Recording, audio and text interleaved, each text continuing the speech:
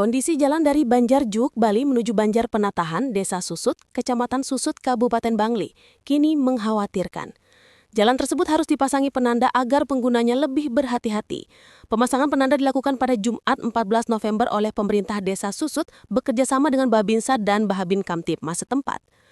Camat Susut Idewa Putu Apriyanta yang langsung memantau pemasangan menjelaskan, hasil pemeriksaan lapangan mengungkap adanya terowongan di bawah jalan dengan penahan tanah yang sudah terkikis. Jalan yang dibangun sekitar tahun 1980-an ini juga tidak dilengkapi dinding penahan tanah maupun batu bronjong. Kerusakan diperkirakan akan semakin parah jika terus diguyur hujan. Di sisi lain, tidak semua pengguna jalan mengetahui kondisi tersebut, sehingga pemasangan penanda dianggap sangat penting. Dewa Apriyanta menambahkan jalan tersebut biasanya dilalui truk. Untuk sementara, truk akan dilarang melintas di lokasi.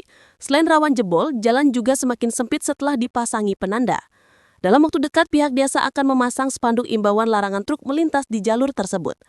Terkait perbaikan permanen, Dewa Apriyanta menyebutkan kerusakan sudah diajukan ke Dinas PU Kabupaten Bangli. Harapannya perbaikan dapat dilakukan pada tahun 2026.